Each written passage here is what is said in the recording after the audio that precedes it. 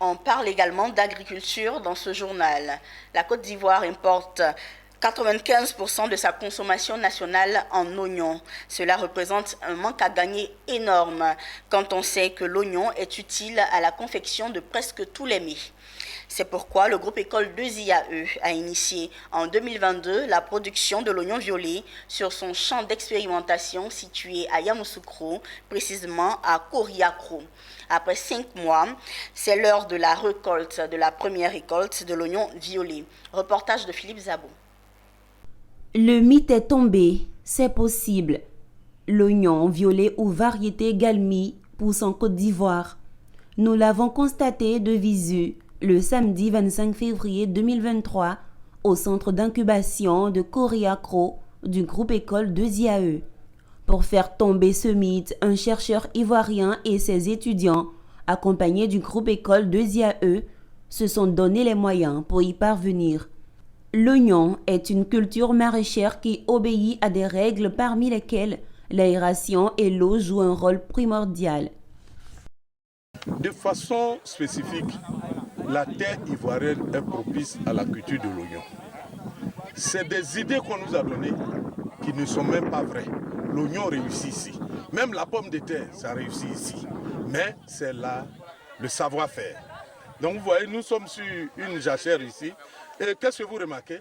Il n'y a pas d'arbres. Les cultures maraîchères n'aiment pas l'ombrage. Donc dans une zone de forêt, on ne peut pas faire de culture maraîchère. Pour faire des cultures maraîchères, il faut abattre tous les arbres. Maintenant, l'élément essentiel pour l'oignon, pour les cultures maraîchères, c'est l'eau. Il faut t'assurer que tu as de l'eau pour pouvoir arroser.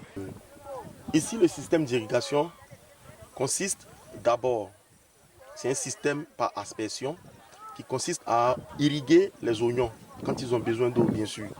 Le planting d'arbres de l'oignon violet a commencé au mois de septembre 2022 sur la parcelle de Koriakro. 6 mois après, toutes les personnes venues assister à la première récolte sont satisfaites, à commencer par le directeur général de 2IAE et la représentante de Emploi Jeune.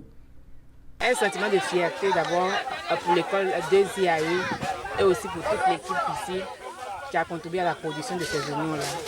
Avant nous, on savait que les oignons venaient du Niger. On croyait que nos terres ici, en Côte d'Ivoire, ne pouvaient pas produire des oignons. Mais ce matin, nous avons vu la cour palpable avec de gros oignons produits par des Ivoiriens avec des techniques ici en Côte d'Ivoire. L'école des entrepreneurs, c'est l'école qui allie à la fois la théorie et la pratique.